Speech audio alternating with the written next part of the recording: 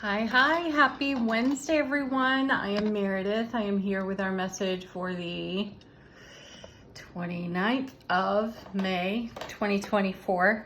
Can't quite get the camera to settle where I'd like it. All right, what do we have going on? We're tuning into the energy atmosphere as always. We have the sun in Gemini. The moon is in Aquarius, moving into Pisces today. And of course, we've got Pluto hanging retrograde in Capricorn. Bonefire Tarot on the table. What's on offer to us today? Our first card. Hey, Queen of Cups. Fabulous. So here we go again, folks. I know I sound like a broken record. Intuition. And this was brought to my attention by one of the lovely subscribers here on the channel. Thank you for your email. You know who you are. I appreciate the message. A reminder about the Queen of Cups. She isn't just all about intuition.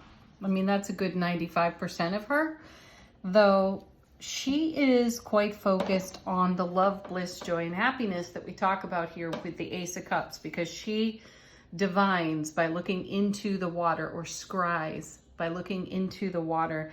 And in that gaze, in that connection is where she brings forth all of her intuitive messages.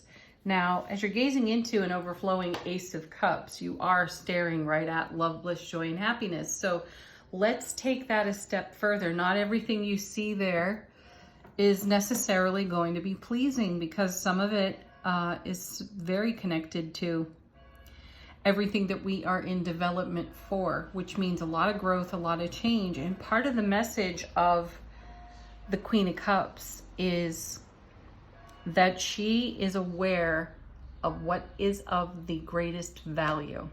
So this is the point to be made about this particular queen. And that's going to be centered and grounded in the heart space energy. So the heart mind coherence is really important here. And mind is not brain. Mind is your field of awareness, your waking conscious field of awareness that is so connected to all of the chakra centers, the way that we receive energy from the universe, from the earth, from the ether. And our field of perception is quite sensitized, which is why we continue to get the message about listening to our intuitive guidance.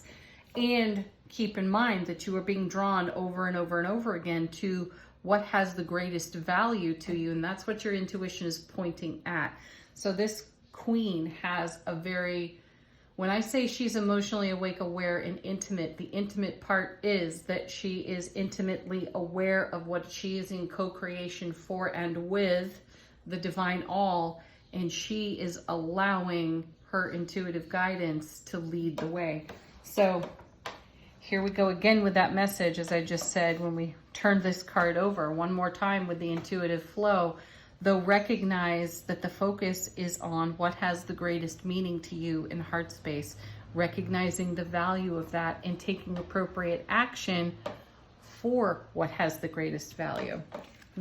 Next set, 2 cards. 8 of Cups coming back again for another visit.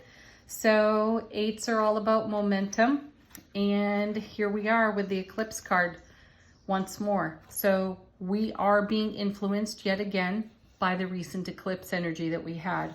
So with the Queen showing up and intuitive messages flowing in, connected to whatever we have been focusing on manifestation-wise, and then the alchemy that goes on behind the scenes. And we did see Temperance, I think it was on Monday, the divine alchemy of how things are woven together.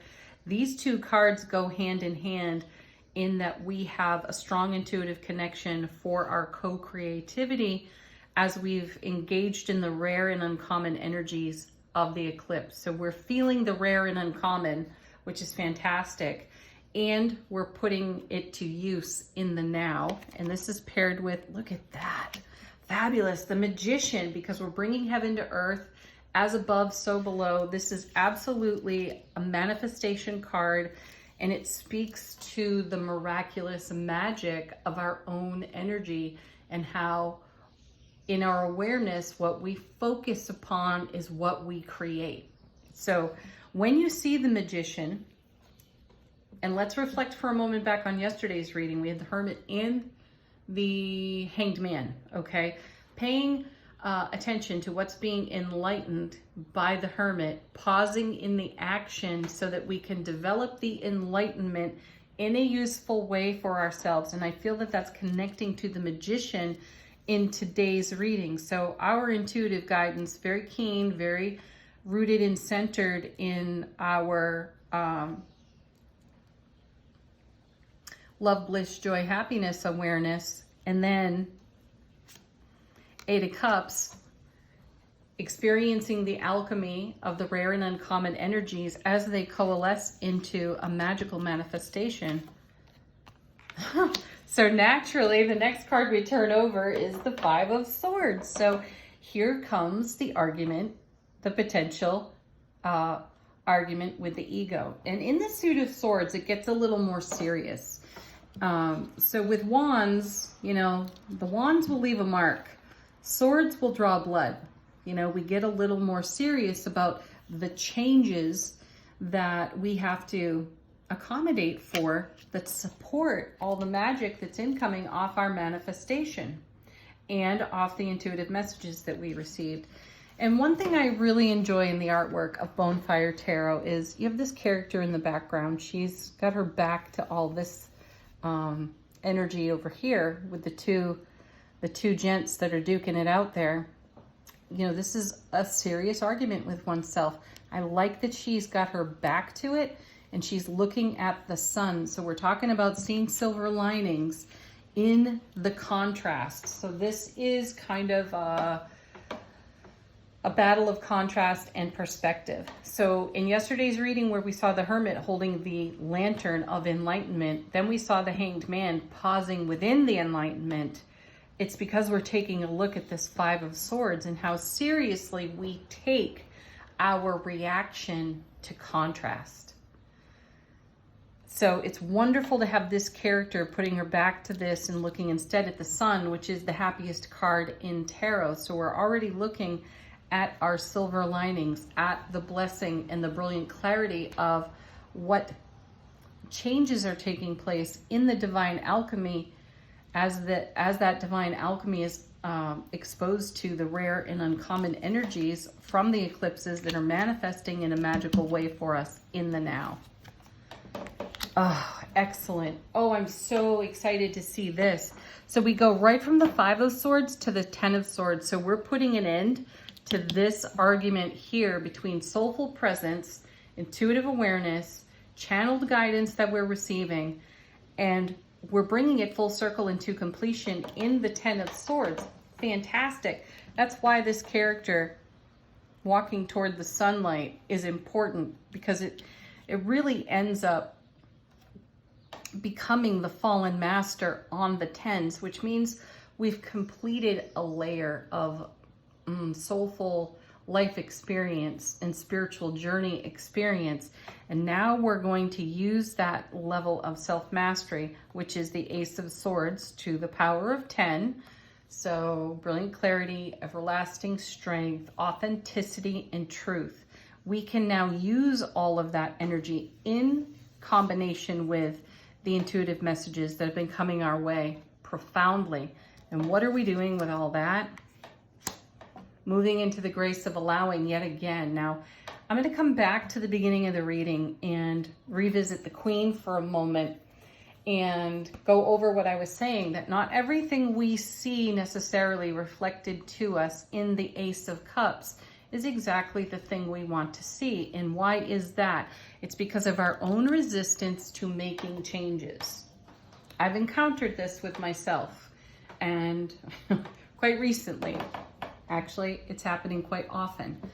Though the more I encounter the things that I'm witnessing in my self-relationship that are not necessarily serving me, it doesn't feel great in that moment.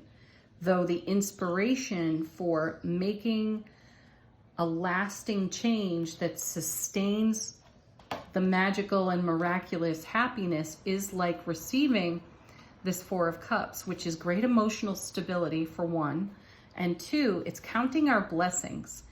And in counting our blessings, kind of like what's happening with this character here facing the sun on the Five of Swords, like counting our blessings, we make way for more blessings. And that's why the Four of Cups becomes really important in the reading here, because there's an incoming Ace of Cups that we're not necessarily aware of, that is a divine and cosmic gift to us, because we're over here doing what needs doing for our own highest and greatest potential within self-relationship to achieve a level of self-mastery that does not drag us backward into the complacency of energy, experience, and behavior that has just become habitual and not necessarily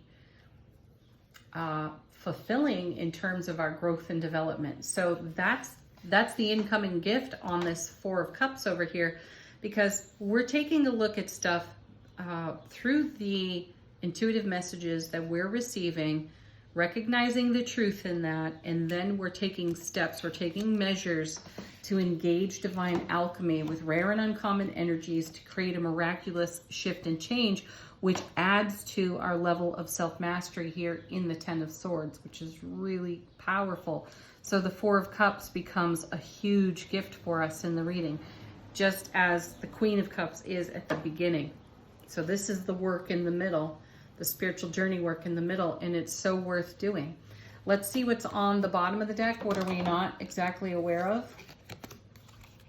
And how is the universe supporting us behind the scenes? Two of Wands. Beautiful card. We're opening doors of opportunity for ourselves, a whole new world of opportunity. We did see the World card in Monday's reading, and we talked a whole lot about our rewards. And what's interesting about that, we saw the High Priestess, we've seen the Death card more than once, recognizing the transformation that has to take place when we encounter our own resistance, Five of Swords, so that we can embrace new doorways, a whole new world of opportunity on the Two of Wands, means having to be really accountable to ourselves and to the channeled messages that we're receiving, and an acceptance. I know it's a bit of a tall order, the acceptance of the divine and cosmic gifts coming our way. Nice. Then the Queen of Wands. Excellent. You know, this is a lovely card. She's Aries, Leo, Sagittarius. She's our fire queen. She's outspoken. She says what everybody else is thinking. She is so sovereign to self-relationship and extremely generous of spirit in the way she shares within her connections. And that's what's all happening here, because this Five of Swords transforming into the Ten of Swords allows for us to have better connection of self-relationship. So of course, you know what that translates to. Every relationship gets an upgrade and up-leveling. Sweet. And then the Six of Swords. I love seeing this, because now we have the Five, the Six, and the Ten of Swords showing up in the reading. And the Six of Swords is all about moving on from this energy.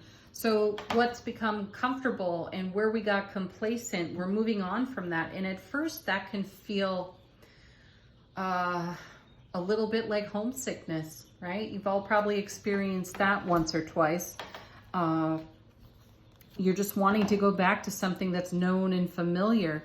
And so the Six of Swords is a great card, because we're full of fire here with our Two and our Queen.